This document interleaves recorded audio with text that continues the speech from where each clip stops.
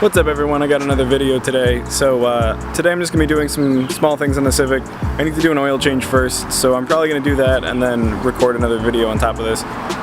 Just because that's all I'm going to do today. I have to go to work, so I want to change it quick before I have to go. I do have some more parts for the car. I have new brakes, rotors, some end links, things like that. Just little stuff so that way I can get it ready before we go to the track, which I'm going to try and go to on June 1st, so stay tuned for that.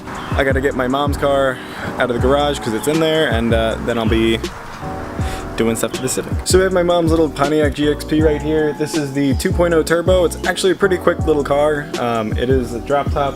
I'll probably be doing some kind of overview review of this car one day. I definitely need some stuff done to it. I'll probably be doing like an intake and an exhaust for her just because it could use it. It's definitely like super quiet, kind of like the Type R in the other video, which you should check out up here. But yeah, it's got to get out of the way so I can do my oil.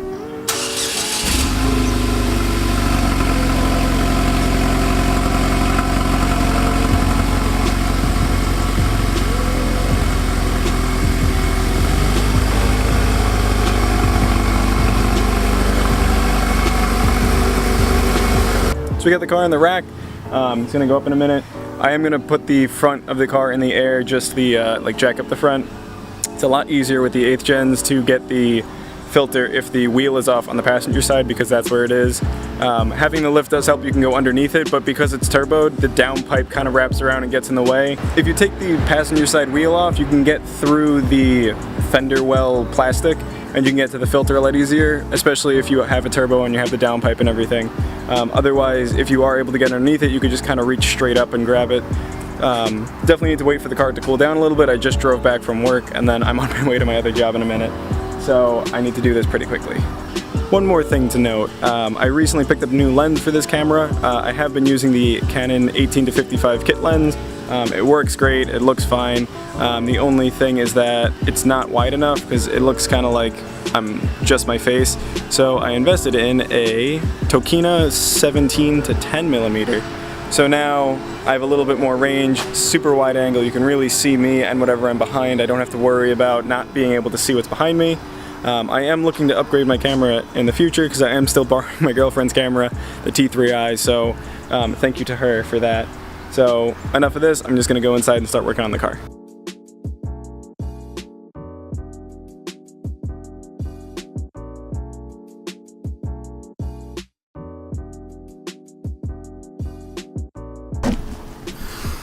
So I realized I never really showed you guys under the hood except for like the very first video I ever made. And that was with a GoPro Hero 3, so I might as well record with a nice camera for a second. So, some people were asking me stuff about the car. I'm definitely going to be doing a video of an overview of the car. I just want to finish doing the oil, the end links. I have a fuel sender for the car because my gas gauge just shows that it's always empty. I have some other small things. I have the wheels from before that I was talking about. They're behind the garbage can, you can't see them. These. So yeah, I have some other small things I want to do before I do a total review of the car. So stay tuned for that, but I am going to be doing some smaller things just to get the car ready, give it a quick shakedown, and then make sure that it is ready for the track. So just a quick little overview. This is part of the PRL kit. This is one of the charge pipes and my Tile 50mm blow-off valve. I have a whole fuel system. Nothing from the fuel system is OEM. This is all -6 feed and return lines that's hooked up to an Aeromotive fuel regulator. The engine's completely stock, no top end work, no bottom end work. Transmission's completely stock and it's still holding on to the 570 pretty well. Haven't had any issues. That's enough of a little overview for right now. I will be doing a complete breakdown on everything I've done to the car, from injectors to how I set up the fuel system, anything. If you guys have any questions, feel free to ask me in the meantime. But for right now, I have to drain the oil, so it's got to come out. And also, thank you to Byron for giving me his K-Tune valve dipstick. He's a friend of mine and I believe a subscriber, so shout out to him. Check him out on Instagram, littlemanjd. So Byron is a good friend of mine and a subscriber. I've helped him out with a couple things. He's helped me out. I towed him one day, and we've just been good friends since. So shout out to him for giving me the K-Tune dipstick. Just something to dress the engine up a little bit. I also have a valve cover from him sitting over there, which I probably will repaint because the red is okay, but I'm thinking of doing something a little bit different. Might as well, since it's out of the car, it'll be super easy to do. I don't have to worry about having the valve cover off for too long. But if you guys do not know him, check him out. Instagram, littlemanjdm. He also has a turbo 8th gen that he just got wrapped and stuff like that, so I don't want to reveal anything because I'm not sure if he revealed it yet, so go check that out. It's a really cool car too. Makes great numbers as well. And he also is the fancy guy with the Sidewinder kit, so his turbo's right here, meanwhile mine's behind the engine. So enough of that, I'm gonna go do the oil.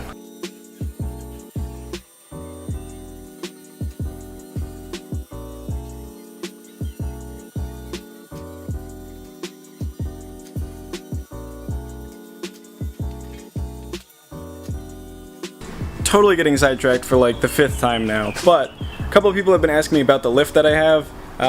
This is a Atlas lift. It's a 4-post lift.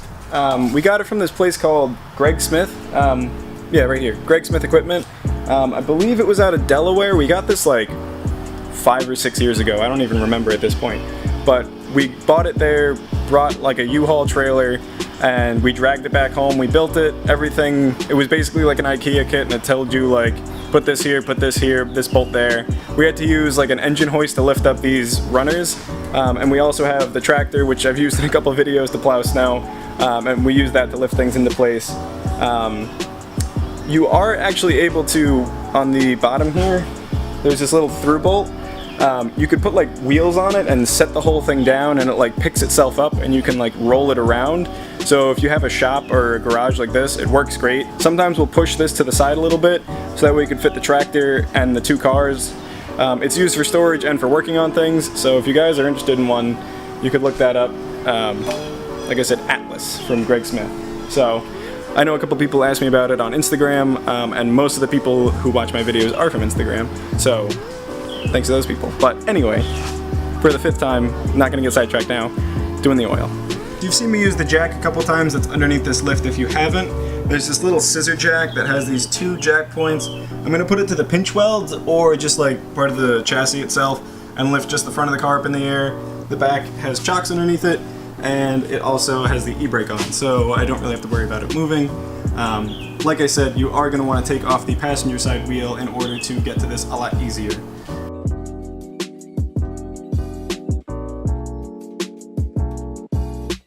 So, car's up in the air just slightly enough so I can get the wheel off. I just gotta get these out the rest of the way. Then we're gonna just poke straight through the fender lining here to go straight to the oil filter.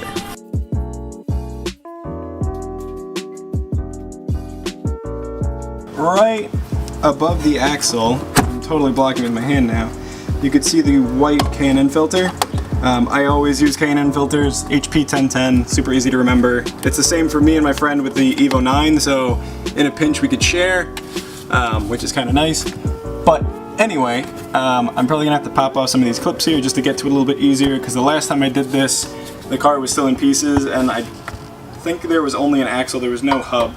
But before we take the filter off, we obviously have to drain the oil, otherwise it's all gonna come shooting out of there, which we don't want. So next up, we have to drop the bolt out of the oil pan. It's a 17 millimeter.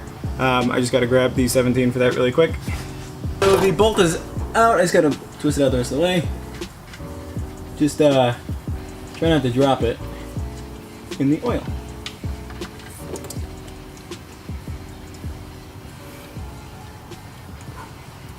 Oil's coming out in a steady stream. Looks good. It's definitely dark. Definitely need to be changed. I changed it about 3,200 miles.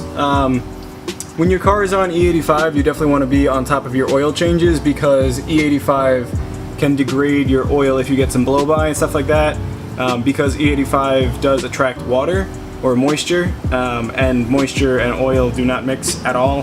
A catch can is definitely something that I could use just so I could separate any of that blow-by. And I just have a PCV delete right now on 93, whatever, anything you use in California, 91, whatever you guys have. The oil usually just smells like oil, but for an E85 car, especially if you kind of like let it go a little long, it kind of smells like green olives. You could tell that the oil is getting some E85 in it when it smells like that. I could kind of smell it when I was sitting. The exhaust smelled a little different because I probably burned a little bit of oil. Nothing ridiculous, but I could smell it here and there. So just letting this drain out the rest of the way, and then I gotta pop the filter off. So while I let the rest of the oil drain out, I definitely want to recommend you guys grab some of these blue shop rags if you don't have them. You can get these basically anywhere. These are like really popular now, even at like AutoZone, or even Costco has these in bulk. But if you are going to be doing like a relatively messy oil change, like this car's oil filter is located in a kind of stupid place, I would definitely recommend getting something like this. This is called a pig mat or something like that, or a hog mat. It's basically like a wee-wee pad for your car. I know one of my subscribers and friends, followers on Instagram, Josh, always makes fun of me for calling them car wee-wee pads, but that's the best way to explain it. So speaking of my friend Josh, I know you're probably watching this too, but if you guys are looking to get any parts at a discount, hit him up on Instagram. His name is going to be right here. It'll also be in the link in the description. He can help you guys save some money on parts. Even if it's a small amount, it's better than saving something than nothing. He was able to help me save some money on my seat bracket, the Sparco seat bracket I got for the install, which you guys can check out right up here, that I did a couple days ago. He said that if I send him the link for the cheapest price I could find, he'll beat the price, and he did. He also got it shipped to me faster than what eBay said they could get it to me by.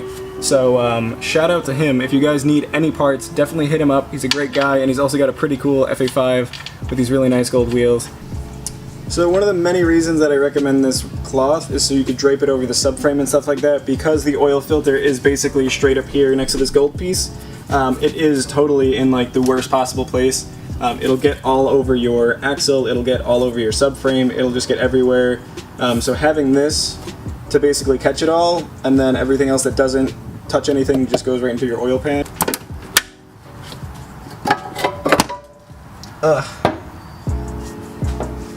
This mat caught a lot of stuff, and anything that it didn't catch, it kind of just dripped down and it went all into the pan. So I actually did that pretty well with not getting it all over my axles and stuff. So I definitely recommend this pig mat thing. This is going too smooth for it to be a normal install. Everything is always so hard to do. I either break a bolt, or I strip something, or I get an oil filter that doesn't have a fucking gasket on it. I've never seen that before. So I don't know if I could salvage it from the other one. I might just go back to AutoZone and complain and get a new one. I mean, I've never seen that before. From now on, I'm gonna go and make sure that there's an oil filter or an O-ring on the filter. That just kind of dumbfounds me that that happened. So I was able to salvage the O-ring off the other filter. Still kind of annoyed that that happened. Definitely check your filters before you buy them. So I'm going to pop this one on here. So it popped right into place, not really an issue. Still kind of weird that that happened. I've been doing oil changes for quite a while and helping my dad and stuff with them on family cars and the tractor and stuff like that. And I've never seen that happen before, so definitely check your oil filters, I guess, before you buy them. So a question I get asked pretty commonly is what oil do I use in the Civic, because it is turboed and everything. Before it was turboed, I did use 530, whatever the car recommended. I think it was just Mobil 1 full synthetic. Now that the car's turboed, I use Rotella T6. Not sure how well you can see this, but this is the 2.5 gallon one. You can buy these in like 1 gallon or 5 quart, but that's the one that I use. It's 540. It's actually a diesel truck oil, so there are like additives like zinc and stuff to help lubricate that aren't in normal oils, because you're not really supposed to have them in your normal car, but because it's for diesel trucks and they need the extra lubrication, you can kind of get away with it. There are some other brands out there that you guys can look into, but this one is definitely one that you can grab in some normal places. I get this from Walmart or even AutoZone, stuff like that. They have these all for a decent price. If you buy the bigger one, you end up saving money down the line. So I just put the filter back on, you know, nothing too complex there. I was kind of using both hands, so I couldn't really get a good angle where I wasn't blocking the camera. But one thing I did forget to mention is when you do fill up the oil in the filter, you also want to take like a drop of it, just dip your finger in it and rub it on the rim of it, so that way the gasket's nice and wet. Although the gasket was like used from the other one, it was already wet, so I didn't really have to do anything. I did it anyway, but you definitely don't want a dry gasket, because if there's any it might leak over time or something. A wet gasket's going to be a little bit better at sealing. Filter's back on, the plug is back in, everything on the bottom is done, so I'm going to throw the wheel back on, put the car back on the ground, and then fill up everything up top.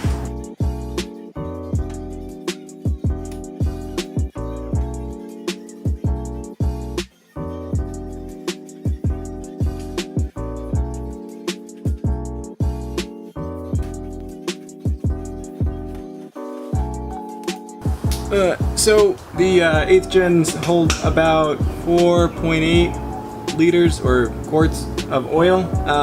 So I'm just gonna fill it up with the 540 I was talking about before. So the one thing that is kind of annoying about this is that you have to keep pouring it and checking to see what your level is, because you don't really know how many quarts you poured out of this thing, but that's whatever.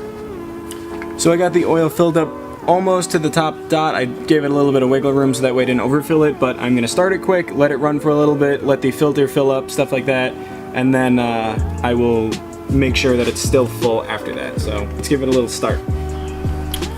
So I'm gonna give you guys an exhaust note of the car. I haven't given you guys one in a while. The car is kind of warm, so it probably won't be like a cold start, like stupid loud cold start, but it should be nice.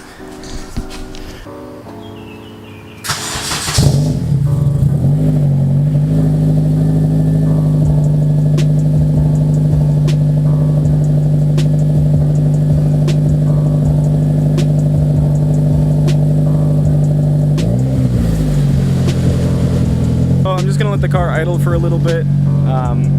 If you guys haven't seen the video of my car when the exhaust fell apart, I definitely check that out. If you guys want to hear what a really loud straight pipe Civic sounds like, just put the muffler and the resonator back on, although I'm pretty sure the muffler is blown out. I've had the muffler on for like 3 years now and 1 full year of being turbo, and it definitely sounds louder than it did a year ago. So gonna let it idle for a little bit, let the oil circulate, then I'm gonna double check it, and then hopefully that'll wrap up this video. So that should wrap it up for this video. I think I'm just gonna do the oil change on this one. It went a little longer than I was expecting it because I did keep going off tangent. I also did run into that one problem with the oil filter ring, so that's that. But stay tuned for more stuff for the Civic. I have a lot more stuff that actually is already here that we'll be putting on for the track prep. We have some brake pads, rotors, spark plugs, the valve cover and a valve cover gasket, the fuel sender, we have end links, suspension stuff. I want to dial in the suspension. We have the wheels and tires.